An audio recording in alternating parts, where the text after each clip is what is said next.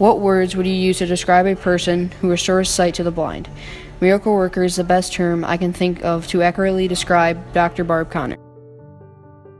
Barb Connor has gone to El Salvador multiple times to give people help. Her and her colleagues have built a clinic to help and vaccinate the people of the country. She's told us stories of how people have walked for many miles to receive medical help from them. She has also told us how they taught people how to build huts out of sand and plastic bags, since there are very scarce resources there. There have been also multiple earthquakes in El Salvador since she's been there.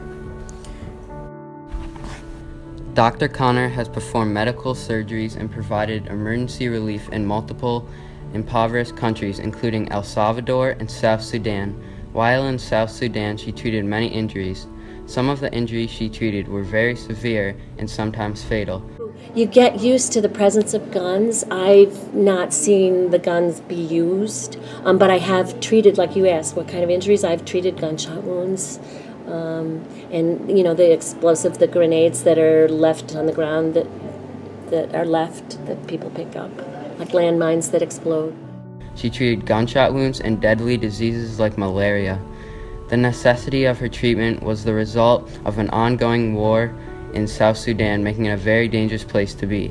Dr. Barb Connor has also informed us about how she would have armed security guards outside of her clinic to protect her patients and her co-workers from danger. Barb Connor met a man from South Sudan named John Dow, who is one of many lost boys. John Dow lives in America now, but frequently goes back to South Sudan to help at the clinics. John Dow came to America in 2001.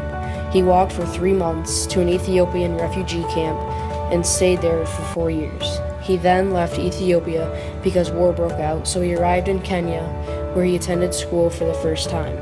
Then, in 2001, he and over 3,000 other lost boys came to America, and he then came to Syracuse, New York. When he came, he had a lot of adjusting from South Sudanese culture to American culture, but he worked 3 jobs, 60 hours a week, and went to OCC College and earned an associate's degree, and eventually earned a degree at Syracuse University's Maxwell School of Citizenship and Public Affairs. Today, he is a father and human rights activist of South Sudan. Barb Connor is an ER physician. An ER physician treats injuries and sicknesses of people admitted into the emergency room. It can be a very stressful job, but it has great reward. For example, she can use these skills to help the people in South Sudan and El Salvador. After everything Barb Connor has done, she doesn't feel she has done enough. She wants to train the future generation to do what she's been doing.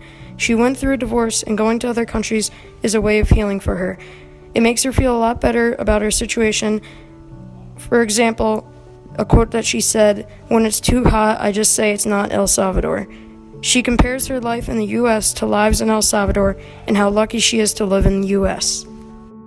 It has been a remarkable experience and truly inspirational to learn about Dr. Barb Connor and the miraculous life-saving work she does, despite the risks to her own life. On behalf of all those she has helped through her career and her life, we thank Dr. Connor.